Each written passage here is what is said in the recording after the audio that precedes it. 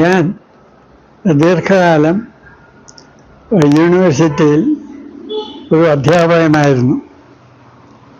അവിടുന്ന് ഫോർമലായിട്ട് റിട്ടയർ ചെയ്തതാണ്. അപ്പോൾ എൻ്റെ ജോലിയുടെ ഭാഗമായിട്ട് ധാരാളം ഈ സെലക്ഷൻ കമ്മിറ്റികളിൽ എനിക്ക് ഇരിക്കേണ്ടതായി വന്നിട്ടുണ്ട്. സാധാരണ ഒരു കാൻഡിഡേറ്റിനെ ഇൻ്റർവ്യൂ ചെയ്യുമ്പോൾ നമ്മൾ ഒരു പ്രത്യേക രീതി അവലംബിക്കാറുണ്ട്. ഒരാൾ വന്നു കഴിഞ്ഞാൽ, ഒരു ഉദ്യോഗാർത്ഥി വന്നു കഴിഞ്ഞാൽ നമ്മൾ ആദ്യം ഏറ്റവും ലളിതമായ ചോദ്യങ്ങളാണ് അയാളോട് ചോദിക്കുന്നത്. അപ്പോൾ അയാൾക്ക് ധൈര്യം കൊടുക്കാനും അപ്പോൾ അയാളുടെ മുഴുവൻ കഴിവിനെയും പ്രദർശിപ്പിക്കാൻ അയാൾക്ക് സാഹചര്യം കൊടുക്കുക എന്നുള്ളതാണ് നമ്മുടെ ഉദ്ദേശം. പിന്നെ അയാൾക്ക് PhD ഉണ്ടെങ്കിൽ അയാളുടെ PhD വർക്കിനെ പറ്റി ചോദിക്കുക. PhD വർക്കിൻ്റെ നല്ല വശങ്ങൾ നമ്മൾ മനസ്സിലാക്കി, അതിൻ്റെ പ്രാധാന്യം നമ്മൾ മനസ്സിലാക്കി എന്നൊക്കെ ഇയാളെ പറഞ്ഞ് മനസ്സിലാക്കും, അയാളെ ഒന്ന് ബൂസ്റ്റ് ചെയ്യാൻ വേണ്ടി. എന്നിട്ട് ക്രമേണയാണ് പ്രയാസമുള്ള ചോദ്യങ്ങളിലേക്ക് പോകുന്നത്. അങ്ങനെയാണ് അയാൾക്ക് മാക്സിമം എത്രമാത്രം അറിവുണ്ട്, എത്രമാത്രം ഒറിജിനലായിട്ട് അയാൾക്ക് ചിന്തിക്കാൻ കഴിയും എന്നൊക്കെ നമ്മൾ അളക്കുന്നത്. സാധാരണ ഇൻ്റർവ്യൂവിൽ എല്ലാവരും ഇങ്ങനെയാണ് ചെയ്യാറുള്ളത്. പക്ഷേ ഇതിന് വിപരീതമായിട്ട് ചില സന്ദർഭങ്ങൾ ഞാൻ കാണേണ്ടി വന്നിട്ടുണ്ട്. ഒരു കാൻഡിഡേറ്റ് കയറി വരുന്നു. അപ്പോൾ അയാളുടെ ബയോഡാറ്റ നമ്മുടെ കയ്യിലുണ്ട്. നോക്കുമ്പോൾ ഇയാൾ വളരെ നല്ല അക്കാഡമിക് റെക്കോർഡാണ്. അയാൾ through out first class first rank പാസ്സായ ആളാണ്. അയാളുടെ PhD വർക്ക്, അതിൻ്റെ അബ്സ്ട്രാക്റ്റ് ചിലപ്പോൾ നമ്മുടെ കയ്യിൽ കാണും. അത് വായിച്ചു നോക്കുമ്പോൾ നല്ല വർക്കാണ്. പക്ഷേ ചിലപ്പോൾ ഈ 2-3 എക്സ്പേർട്സ് കാണും, അല്ലെങ്കിൽ ആ യൂണിവേഴ്സിറ്റിയിലെ ഹെഡ് ഓഫ് ദ ഡിപ്പാർട്ട്മെൻറ്റ് കാണും. ഇയാൾ വന്ന ഉടനെ ആദ്യം ചോദിക്കുന്നത് മഗ്രീഗർ ആരാണ്? അപ്പോൾ ഇയാൾ ആദ്യം ഒന്ന് പറയുന്നു, ഈ അറിഞ്ഞുകൂടാന്ന് പറയുന്നു. അപ്പോൾ മഗ്രീഗറിനെ പറ്റി പോലും അറിഞ്ഞുകൂടാതാണ് നിങ്ങൾ ഇൻ്റർവ്യൂവിന് വന്നിരിക്കുന്നത്. അപ്പോൾ ഈ മഗ്രീഗർ ആരാണെന്ന് എനിക്ക് പോലും അറിഞ്ഞുകൂടാ. യഥാർത്ഥത്തിൽ അത് വളരെ പ്രാധാന്യം കുറഞ്ഞ ആരെങ്കിലും ആയിരിക്കാം. അങ്ങനെ ഒരു മനഃശാസ്ത്രജ്ഞൻ പണ്ട് എവിടെയെങ്കിലും ജീവിച്ചിരുന്നു കാണും. പിന്നെ ഇയാളുടെ PhD വർക്കിനെ പറ്റി വളരെ മോശമായിട്ട് സംസാരിക്കുക. നമുക്ക് വേണമെന്ന് വിചാരിച്ചാൽ ഏത് പ്രഗത്ഭൻ്റെ PhD വർക്കും എടുത്ത് അത് തരികടയാണെന്ന് സ്ഥാപിക്കാൻ വളരെ എളുപ്പമുണ്ട്. അപ്പോൾ ഇയാളെ ആകെ കുഴച്ച് അപ്സെറ്റാക്കി അവസാനം ഇയാൾ എങ്ങനെ MA പാസ്സായി, താൻ വേറെ വല്ല തൊഴിലിൽ നിന്ന് പോകുന്നതല്ലേ നല്ലത് എന്നൊക്കെ പറഞ്ഞ അയാളെ കളിയാക്കി അങ്ങ് വിടുകയാണ്. അപ്പോൾ ഇത് കേട്ടുകൊണ്ടിരിക്കുന്ന വൈസ് ചാൻസലറൊക്കെ വിചാരിക്കും ഇവൻ ഒരു തരികടയാണ്, അല്ലെങ്കിൽ ഇവനെ ഒന്നിനും കൊള്ളുമില്ല എന്ന് വിചാരിക്കുക, അയാളെ തഴയുകയും ചെയ്യും. ഇതിൻ്റെ ഇടയ്ക്ക് നമ്മളെ ചോദ്യമൊന്നും ചോദിക്കാൻ ഇവർ സമ്മതിക്കത്തില്ല.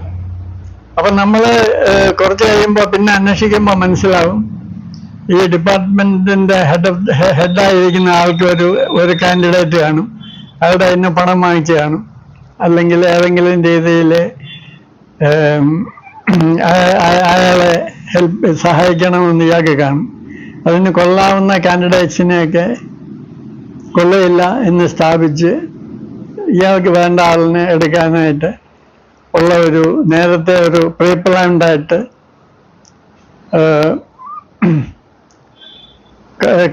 കളിക്കുന്ന ഒരു നാടകമാണ് ഇത്തരത്തിലുള്ള ഇൻ്റർവ്യൂ.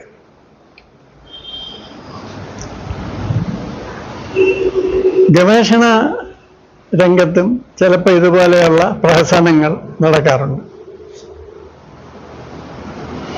ഉദാഹരണമായിട്ട്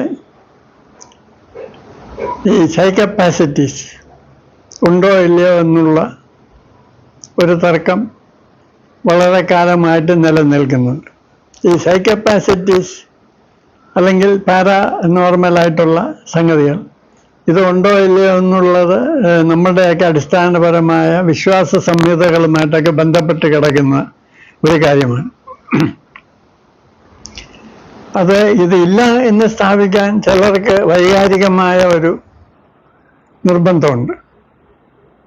അതിനിവർ കണ്ടെത്തിയിരിക്കുന്ന ഒരു മാർഗമാണ് വെല്ലുവിളി. ഈ വെല്ലുവിളി ആദ്യം തുടങ്ങിയത് ഹാരി ഹൂഡിനി എന്ന ഒരു മജീഷ്യനാണ്. ഹൂഡിനി വളരെ പ്രശസ്തിയുള്ള അറിയപ്പെട്ട ഒരു മജീഷ്യനായിരുന്നു.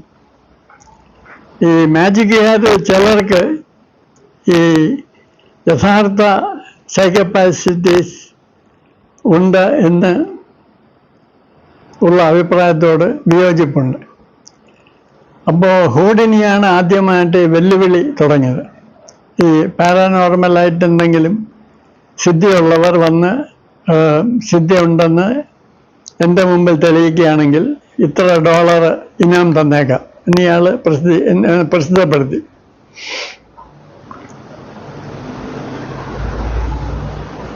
അപ്പോൾ കുറേ ആളുകളൊക്കെ മുമ്പോട്ട് വന്നു. പക്ഷെ ആർക്കും തെളിയിക്കാൻ കഴിഞ്ഞില്ല എന്നാണ് ഹാരി ഹൂഡിനി പറഞ്ഞത്. പക്ഷെ ഹൂഡിനിക്ക് ഒരു പ്രത്യേകത ഉണ്ടായിരുന്നു. അദ്ദേഹം ഒരു ജൂതനായിരുന്നു. അപ്പോൾ ഉള്ളിൻ്റെ ഉള്ളിൽ ഇത് കണ്ടേക്കാം, യഥാർത്ഥത്തിൽ ആത്മാവ് എന്ന് ഒന്നുണ്ടായിരിക്കാം, മരണാനന്തര ജീവിതം ഉണ്ടായിരിക്കാം എന്നൊക്കെ അദ്ദേഹത്തിന് ഉള്ളിൻ്റെ ഉള്ളിൽ ഒരു സംശയം ഉണ്ടായിരുന്നു എന്ന് വേണം വിചാരിക്കാം. കാരണം അദ്ദേഹം ഒരുപാട് മീഡിയംസിനെ പോയി കാണുകയും അവരുടെ പ്രവർത്തനങ്ങൾ നിരീക്ഷിക്കുകയും ചെയ്തു. പക്ഷെ അദ്ദേഹത്തിന് ഒരിക്കലും ജെനുവിനായിട്ടൊരു മീഡിയത്തിനെ കണ്ടെത്താൻ സാധിച്ചില്ല. പിന്നെ അദ്ദേഹം മരിച്ചതിന് ശേഷം അദ്ദേഹത്തിൻ്റെ ഭാര്യ ഈ വെല്ലുവിളി തുടർന്നു. എന്ന് മാത്രമല്ല, അദ്ദേഹത്തിൻ്റെ ഓർമ്മ ദിവസങ്ങളിലൊക്കെ അവർ മെഴുകുതിരി കത്തിച്ച് ഇദ്ദേഹത്തിൻ്റെ ആത്മാവ് വരാൻ വേണ്ടി കാത്തിരുന്നു. ഒരു മീഡിയവും അവരുടെ കൂടെ സഹായത്തിനുണ്ടായിരുന്നു. പക്ഷേ എത്രയോ വർഷം കാത്തിരുന്നിട്ടും ഹൂഡിനിയുടെ ആത്മാവ് മീഡിയത്തിൽ കൂടെ വന്നില്ല, നേരിട്ടും പ്രത്യക്ഷപ്പെട്ടില്ല. അപ്പോൾ ഹൂഡിനിക്കും അദ്ദേഹത്തിൻ്റെ ഭാര്യയ്ക്കും കുറേയൊക്കെ ആത്മാർത്ഥത ഉണ്ടായിരുന്നു എന്ന് വേണം വിചാരിക്കാൻ. പിന്നെ ഈ അടുത്ത കാലത്ത് ഈ വെല്ലുവിളി തുടർന്ന അവളുടെ അറിയപ്പെട്ട ഒരു മജീഷ്യനാണ് അമേസിംഗ് റാൻഡി. ഇദ്ദേഹവും അമേരിക്കയിലാണ് ജീവിച്ചിരുന്നത്. ഈ അമേസിംഗ് റാൻഡിയുടെ ഒരു പ്രത്യേകത, അദ്ദേഹം വളരെ വലിയ തുകകളാണ് ഇനാമായിട്ട് പ്രഖ്യാപിച്ചത്. അപ്പോൾ അമേസിംഗ് റാൻഡി ഇത് ഈ സൈഫിനോമിന അല്ലെങ്കിൽ സിദ്ധികൾ ഇല്ല എന്ന് ശക്തമായി വാദിച്ച ഒരാളാണ്. ഈ ഹാരി ഹൂഡിനിയെ പോലെ ഉള്ള ഒരു ന്യൂട്രൽ സ്റ്റാൻഡല്ല അമേസിംഗ് റാൻഡി എടുത്തത്. അപ്പോൾ ഇദ്ദേഹം വലിയ തുകകൾ വെല്ലുവിളിക്കായിട്ട് ഓഫർ ചെയ്തതും ഇദ്ദേഹത്തിന് ഒരുപാട് പ്രശസ്തി കിട്ടിയതും കാരണം ഒരുപാട് ആളുകൾ ഈ വെല്ലുവിളി സ്വീകരിച്ചു വന്നു. ഏതാണ്ട് 1000-ൽ പരം ആളുകൾ ഈ കപ്പാസിറ്റീസ് പ്രദർശിപ്പിക്കാം എന്ന് പറഞ്ഞ് വെല്ലുവിളി സ്വീകരിച്ച് മുമ്പോട്ട് വന്നു. പക്ഷേ ഒരാൾക്ക് പോലും ഈ വെല്ലുവിളി വിജയകരമായിട്ട് നേരിടാനായിട്ട് കഴിഞ്ഞില്ല. അതായത് സൈക്കപ്പാസിറ്റീസ് ഉണ്ടെന്ന് ഈ അമേസിംഗ് റാൻഡിക്ക് മുമ്പിൽ പ്രദർശിപ്പിക്കാൻ കഴിഞ്ഞില്ല. അപ്പോൾ യഥാർത്ഥത്തിൽ ഈ 1000 പേരും യഥാർത്ഥത്തിൽ സൈക്കപ്പാസിറ്റീസ് ഒന്നും ഇല്ലാത്തവരായിരുന്നു. അവർ ഇല്ലാത്ത ഒരു കാര്യം ഡെമോൺസ്ട്രേറ്റ് ചെയ്യാമെന്ന് പറഞ്ഞാണോ വന്നത് ആണെന്ന് എനിക്ക് തോന്നുന്നില്ല. കാരണം ഒരു സിദ്ധിയും ഇല്ലാത്ത ഒരാൾ ഞാൻ ഇത് വെല്ലുവിളി നേരിടാം എന്നും പറഞ്ഞ് മുമ്പോട്ട് വരും. അപ്പം എന്തുകൊണ്ട് അവർക്ക് ഇത് വിജയകരമായിട്ട് പ്രദർശിപ്പിക്കാൻ സാധിച്ചില്ല? അതിൻ്റെ ഉത്തരം ഈ പാരാസൈക്കോളജിയുടെ തിയറിയിൽ തന്നെ ഉണ്ട്. കാരണം ഈ സൈക്കോപാസിറ്റീസ് ഒരാൾക്ക് ഉണ്ടെങ്കിൽ അത് എപ്പോഴും എല്ലാവരുടെ മുമ്പിലും പ്രദർശിപ്പിക്കാൻ കഴിഞ്ഞെന്ന് വരികയില്ല. കാരണം ഇതിന് ഒരു ഫീൽഡ് കണ്ടീഷൻ സാറ്റിസ്ഫൈ ചെയ്യണം. ഈ സൈക്കിക് ഫീൽഡ് എന്നൊരു സിദ്ധാന്തം പാരാസൈക്കോളജിയിൽ വളരെ അറിയപ്പെട്ട് ഉണ്ട്. അതായത് ഈ സൈക്കോപാസിറ്റീസ് എന്ന് പറഞ്ഞാൽ അതൊരു ഫീൽഡ് എഫക്റ്റാണ്. ഇപ്പോൾ നിങ്ങൾ എവിടെയെങ്കിലും ഉണ്ടെങ്കിൽ ആ സ്ഥലത്തെ സൈക്കിക് ഫീൽഡിൽ നിങ്ങളും കോൺട്രിബ്യൂട്ട് ചെയ്യുന്നുണ്ട്. അപ്പോൾ ഈ സൈക്കോപാസിറ്റീസ് എന്ന് പറയുന്നത് വളരെ സെൻസിറ്റീവും സട്ടിലും ആയ ഒരു സംഗതിയാണ്. അത് ഒരാളെങ്കിലും മാനസികമായി ഇതിനെതിരായിട്ട് നിൽക്കുകയാണെങ്കിൽ അയാളുടെ ആ മാനസിക നിലപാട് തന്നെ ഈ പ്രദർശനത്തിന് ഒരു വിലങ്ങുതടിയാവും. ഇപ്പൊ സൈക്കോപാസിറ്റീസ് ഉണ്ട് എന്നൊരു പരികൽപ്പന നിങ്ങൾ സ്വീകരിക്കുകയാണെങ്കിൽ, അല്ലെങ്കിൽ അതോ ഈ സൈക്കോപാസിറ്റീസ് യഥാർത്ഥത്തിൽ ഉണ്ടോ ഇല്ലയോ എന്ന് നിഷ്പക്ഷമായിട്ട് നിങ്ങൾ ചിന്തിക്കുകയാണെങ്കിൽ, ഇതുണ്ടെങ്കിൽ അതെങ്ങനെയാണ് മാനിഫെസ്റ്റ് ചെയ്യുന്നത് എന്നുകൂടെ നിങ്ങൾ ചിന്തിക്കണം. അപ്പോൾ അത് മാനിഫെസ്റ്റ് ചെയ്യാനായിട്ടുള്ള ഒരു ചുറ്റുപാട് നിങ്ങൾ ഉണ്ടാക്കി കൊടുക്കണം. കാരണം ഈ സൈക്കോപാസിറ്റീസ് ഉണ്ടെങ്കിൽ ഒരു സന്ദർഭത്തിൽ സന്നിഹിതരായിരിക്കുന്ന എല്ലാവർക്കും തന്നെ അവരറിഞ്ഞോ അറിയാതെയോ ഇത് കാണും. അവരുടെ ഈ സൈക്കോപാസിറ്റീസ് ഉപയോഗിച്ച് തന്നെ ഇതിനെ ഫെസിലിറ്റേറ്റ് ചെയ്യുകയോ ബ്ലോക്ക് ചെയ്യുകയോ ചെയ്തെന്ന് വരും.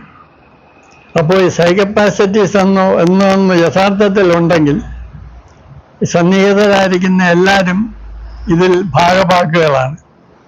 അപ്പോൾ അങ്ങനെ ഉണ്ടാകുന്ന ഒരു ഫീൽഡ് പോസിറ്റീവ് ആണെങ്കിൽ മാത്രമേ സാധാരണഗതിയിൽ ഇത് പ്രദർശിപ്പിക്കാൻ വരുന്ന ആൾക്ക് അത് പ്രദർശിപ്പിക്കാൻ സാധിക്കുകയുള്ളൂ. അല്ല, ഈ അവിടെ കൂടിയിരിക്കുന്ന ആളുകളെല്ലാം തന്നെ ഇതിന് എതിരായിട്ട് നിൽക്കുന്നവരാണ്. ഇത് അവരെ സംബന്ധിച്ച് ഒരു ഈഗോ ഇഷ്യൂ ആണ്. അവർക്ക് സത്യമല്ല അറിയേണ്ടത്, ഇതില്ലെന്ന് സ്ഥാപിക്കുകയാണ് എങ്കിൽ ഇത് അവരുടെ മുമ്പിൽ ഇത് പ്രദർശിപ്പിക്കാൻ ആർക്കും തന്നെ കഴിഞ്ഞെന്ന് വരികയില്ല. അപ്പോൾ ഒരാൾ പ്രദർശിപ്പിക്കാൻ വരുമ്പോൾ തന്നെ ഞാൻ ആദ്യം പറഞ്ഞ ഒരു ഇൻ്റർവ്യൂവിന് വരുന്ന ഒരാളെ ആദ്യം തന്നെ കുഴയ്ക്കുന്ന രീതിയിൽ കുറേ ചോദ്യങ്ങളും പ്രസ്താവനകളും ഇറക്കിയാൽ അയാൾ അപ്പം തന്നെ കൊഴിഞ്ഞു പോവുകയും അയാളുടെ കഴിവുകൾ ഉണ്ടെങ്കിൽ തന്നെ പ്രദർശിപ്പിക്കാൻ സാധ്യമല്ലാതെ വരികയും ചെയ്യും. ഇതുവരെ ആരും എന്നോട് ചോദിച്ചിട്ടില്ല. ഈ സൈക്കിക്സ് ആയിട്ടുള്ള പലരെ എനിക്ക് പരിചയമുണ്ട്. അവരാരും എന്നോട് ചോദിച്ചിട്ടില്ല ഞാൻ ഈ വെല്ലുവിളിക്കാരുടെ വെല്ലുവിളി സ്വീകരിച്ച് പോകട്ടെ എന്ന്. അങ്ങനെ ആരെങ്കിലും എന്നോട് ചോദിക്കുകയാണെങ്കിൽ വേണ്ട എന്നേ ഞാൻ പറയുള്ളൂ. കാരണം ഈ വെല്ലുവിളി എന്ന് പറയുന്നത് ഒരു മത്സരമാണ്. ഈ മത്സര ബുദ്ധിയുള്ളവർ അറിഞ്ഞോ അറിയാതെയോ ഇങ്ങനെയുള്ള കാര്യങ്ങളെ ബ്ലോക്ക് ചെയ്യും. അപ്പോൾ അവർക്ക് ഇത് ഇല്ല എന്ന് സ്ഥാപിക്കാനാണ് താല്പര്യമെങ്കിൽ അവരങ്ങനെ വിശ്വസിച്ചോട്ടെ. അവരുടെ വിശ്വാസത്തെ നിങ്ങളായിട്ട് എന്തിനു പോയി ചോദ്യം ചെയ്യണം. അവരങ്ങനെ പ്രചരിപ്പിക്കുന്നുണ്ടെങ്കിൽ പ്രചരിപ്പിച്ചോട്ടെ. നമുക്ക് ആരുടെയും വിശ്വാസത്തെ മാറ്റിമറിക്കാനായിട്ട് യാതൊരു താല്പര്യമില്ല. അപ്പോൾ നിങ്ങൾ ഇങ്ങനെയുള്ളവരുടെ മുമ്പിൽ പോയി അവരുടെ ദേഷ്യത്തിനും അവരുടെ വിരോധത്തിനും ബലിയാടാകേണ്ട കാര്യമൊന്നുമില്ല. അപ്പോൾ ഈ വഴക്കമുള്ള ഒരു സന്ദർഭത്തിൽ പോയി തലവെച്ച് കൊടുക്കുന്നത് ബുദ്ധിയല്ല. ഈ വെല്ലുവിളി സാങ്കത്യമുള്ള ചില ചുറ്റുപാടുകളുണ്ട്. ഇപ്പോൾ ഗുസ്തി മത്സരം ആണ് ഏറ്റവും പറ്റിയ ഒരു അവസരം. ഗുസ്തി മത്സരത്തിൽ വെല്ലുവിളി ആണ് ഏറ്റവും നല്ല ഒരു രീതി. പക്ഷേ ഈ കലാരംഗത്ത് അതിന് സാങ്കത്യം കുറവാണ്.